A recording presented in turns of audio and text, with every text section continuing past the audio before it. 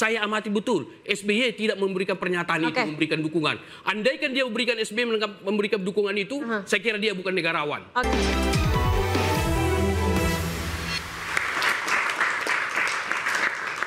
Ya, kembali bersama kami di Interupsi, dan tentu saja narasi kecurangan selalu hadir di setiap pemilihan ketika ada pihak yang kurang beruntung. Saya mau tanya ke Bung Andi, kalau dari Kempe sendiri, omongan soal kecurangan ini seperti apa sih, Bung Andi? Saya terus terang tidak langsung masuk kepada ada tim sendiri yang mengecek semua angka-angka dan situasi di TPS. Tapi secara umum kalau saya memang ya semua itu harus dilihat supaya, karena kita kan harus jujur dan adil. Tapi secara strategi memang perlu ada introspeksi di kalangan tim Ridho, karena mungkin awal-awalnya terlalu memandang remeh, tiba-tiba ada pendatang baru, lalu kemudian pendatang baru ini tiba-tiba diberi ruang untuk melesat. Ini secara tim perlu harus ada introspeksi, sehingga kalau nanti ada putaran kedua itu semua bisa diperbaiki dan kemudian bisa memobilisasi lagi begitu banyak pemilih yang tidak datang ke TPS. Yang ini harus diperbaiki juga, sehingga ya bagaimanapun sayang kalau ada 40. Biasanya kalau di pilkada itu rata-rata boleh di atas 70%, bahkan ada yang 80%. Jakarta sangat rendah dibandingkan yang lain. Barangkali terendah dari pilkada-pilkada lain. Iya, Bung Andi, tapi ini ada tuduhan kecurangan kan yang dari kubu Ridho dilontarkan kepada kubu Pram Rano. Apa bentuk kecurangannya? Kalau saya, sekali lagi, saya bukan langsung dalam tim inti dari pemenangan saya dari Partai Demokrat. Tidak yang salah seorang yang pengusung dari tim Ridho ini, Pak RK dan Pak Suswono. Tetapi kalau soal hal-hal yang bersifat lebih teknis, tentu saja ada tim yang lain, biarlah mereka yang menyampaikan. Saya cuma melihat bahwa ini ada kesempatan untuk 2 putaran, dan rasanya kalau 2 putaran lebih rame lah, lebih jelas satu mano a mano kira-kira. Masuk bisa mendorong partisipasi pemilih yang semakin besar. Betul sekali. Makin panas, nanti yang berikutnya ya 5 tahun lagi ya. Optimis ya Bung Ciko ya. Tapi menanggapi tuduhan kecurangan yang sudah ada preskon dari kubu Ridho, gimana Bung Ciko? Kami nggak tahu apa. Tadi juga Bang Andi kan juga sudah menyampaikan, beliau juga nggak tahu. Jadi kami nggak bisa mengkonfirmasi gimana pun juga. Tapi gini loh, logikanya Mas Pram dan Bang Dul ini kan diusung oleh PDI Perjuangan, diusung oleh Hanura, diusung oleh Partai Umat. Ini bukan partai-partai penguasa, dan masyarakat juga bisa ngerti dan paham ya, logikanya kemungkinannya 99% kalau ada yang curang itu biasanya yang punya kekuasaan, yang punya aparat, yang punya akses terhadap APBN atau APBD yang lebih besar, gitu aja. Jadi kira-kira begitu aja jawabnya. Baik, kita ke Bang Mas Rudi dulu. Kalau kita melihat, ini kan tadi kita ngomongin soal partisipasi masyarakat Jakarta yang sangat rendah seperti itu. Dan kalau kita lihat bagaimana kemudian ketika nanti putaran kedua, semakin sedikitkah atau karena tadi semakin panas makanya semakin banyak yang akan pilih gitu? Ya, jadi tadi misalnya tentang, jadi ini kan sekarang antara anak abah dengan ahokers kan sudah menyatu.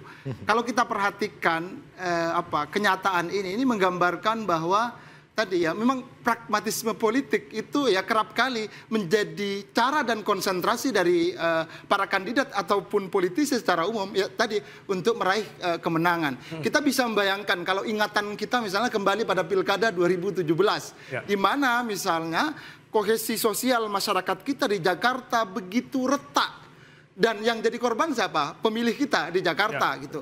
Dan waktu itu kalau kita bayangkan misalnya seperti apa panasnya Pilkada Jakarta yang dalam hal ini juga didukung oleh PDI Perjuangan ya. Dan hari ini misalnya tiba-tiba mereka bersatu. Jadi dulu mereka sangat kontras, tetapi karena satu kepentingan politik di Jakarta untuk memenangkan Pram Rano, mereka kemudian bersatu. Dan memang kontradiksi yang dibangun, cara membangun negasi di dalam proses politik yang terjadi itu memang dapat memantik tadi keriuhan publik yang kemudian nanti akan mendorong partisipasi pemilih yang semakin besar. Artinya semakin dibuat berjarak kelompok pemilih, maka akan semakin memantik partisipasi pemilih yang semakin besar. Dan tapi ya sayangnya ya barangkali akan ada luka yang tertinggal dan itu tidak mudah mungkin. Termasuk dalam hal ini saya kira juga banyak yang kecewa dari pendukung Anies, kemudian dari pendukung Ahok. Maka dalam beberapa analisis exit poll misalnya termasuk yang ditemukan oleh Poltreking, mereka yang kecewa itu justru berlabuh kepada Darmakun gitu. Ya. Dia diuntungkan. Jadi angka 10% itu setidaknya dari beberapa tren lembaga survei memang cukup mengejutkan. Gitu. Dari hati yang tersakiti ya Bang ya. Mengejutkan. Dia dapat limpahan ya berkah elektoral dari konflik atau menyatunya tadi dua figur besar yang cukup berpengaruh di Jakarta. Baik, saya ke Bang Emrus nih. Ya. Anda melihatnya seperti apa ketika nanti kita berandai-andai putaran kedua seperti itu? Apakah terjadinya malah semakin terpolarisasi atau justru semakin seru pertarungannya karena antara dua pasangan calon saja nih? Saya tidak mau berandai-andai. Oke, lalu seperti apa? Saya sudah katakan prediksi saya satu putaran dengan alasan saya tadi, gitu ya. Dan kemudian kita lihat masih di ranah margin of error. Kalau saya berandai-andai sama saja saya membantah pandangan saya yang sudah menyebar di berbagai media. Ya. Karena alasan saya sangat jelas bahwa itu satu putaran gitu ya, dengan saya jelaskan di awal tadi. Namun perlu saya jelaskan bahwa misalnya katakanlah satu tentang kecurangan, kan begitu. Seharusnya siapapun yang melakukan kecurangan itu bisa berbahaya loh dalam konteks politik ke depan. Kalau tidak teruji, tidak terbukti nanti ada kecurangan, masyarakat akan menilai, wah ini pengemuka pandangan yang bisa merusak opini publik atau tidak mendidik. Jadi bagi orang yang mengatakan ada kecurangan, buka ke publik. Apa salahnya? Ini kecurangannya. Jangan hanya kita berpendapat seolah-olah kita buat ada dalam teori, labeling teori. Kita label dulu lawan politik kita. Padahal belum tentu benar.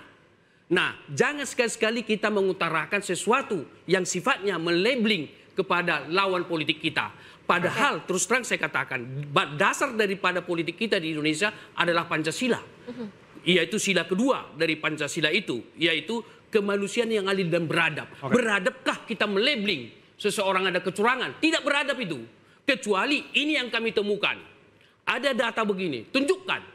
Kalau itu sepanjang tidak ditunjukkan sangat berbahaya. Saya terus terang, andaikan itu tidak teruji, saya ragu masyarakat nanti akan menilai partai tersebut, wah, orang yang menghiperbola suatu permasalahan. Tidak baik demikian. Boleh sedikit tambahan. Tentang saya mau tanggapi tentang bagaimana signifikansi Hawker dengan anak Abah. Kalau kita lihat survei kemarin, tentu survei ini kan sudah uji dari segi objektivitas metodologi, sudah bisa dipertanggungjawabkan. Nah, angkanya adalah sekitar 40 sekian sebelum pemilu. Lalu setelah pemilu menjadi 50 sekian.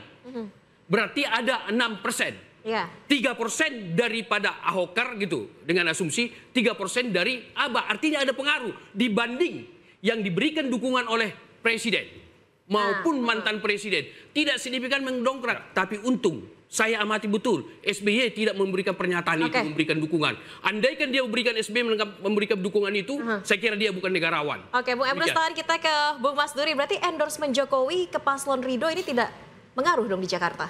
Ya, bukan kemudian tidak berpengaruh, mungkin tidak signifikan tepatnya ya. Karena ya berbeda. Kalau kita perhatikan di Jawa Tengah dan treatment yang dilakukan juga saya lihat berbeda ya antara Jakarta dan Jawa Tengah. Memang basis elektoral ya ini uniknya Jakarta gitu. Jadi memang tidak mudah kayak gitu memobilisasi atau memberikan endorser terhadap salah satu kandidat kemudian diikuti oleh massanya dengan sangat banyak misalnya, apalagi secara basis elektoral misalnya di Jakarta antara tadi mantan presiden ya Pak Jokowi misalnya, setidaknya ya tadi waktu masih bersama gitu kan. Tergambar di Pilkada 2017 misalnya kan penentangan atau ketidaksukaan terhadap Pak Jokowi di Jakarta kan relatif cukup kuat gitu. Ya salah satu bekas tadi, bekas sisa masa lalu dari Pilkada Jakarta. Gitu. Jadi begini, kalau kita lihat Implos ini menang di Jawa Barat, menang di Jawa Tengah, menang di Banten, menang di Jawa Timur, Jawa aja, ya itu hampir semuanya menang kecuali DKI Jakarta, DKJ ini. Kalau saya melihatnya bukan soal Ahoker atau anak bukan endorsement. Bukan itu. kegagalan dari tim Ridho untuk memobilisasi pendukung-pendukungnya untuk datang ke TPS. Strateginya. Itu kegagalan itu bagi saya itu yang karena ini 45% jumlahnya yang besar sekali. Separuh aja udah menang lagi dia.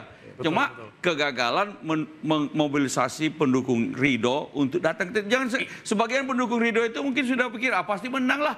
Kalau itu datang ke TPS. Sedikit saya belum disebut dan sesungguhnya harus disebut ya karena keunggulan dari Mas Pram dan Bang Dul.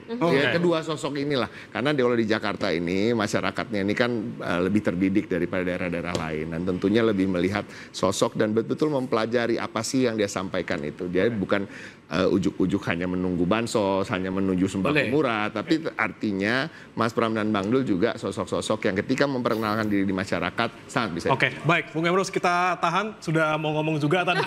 Nanti kita akan bahas lagi terkait dengan endorsement yang sangat mungkin berpengaruh. Ternyata di Pilkada Jakarta ya. Usai jeda berikut tetaplah di Interupsi.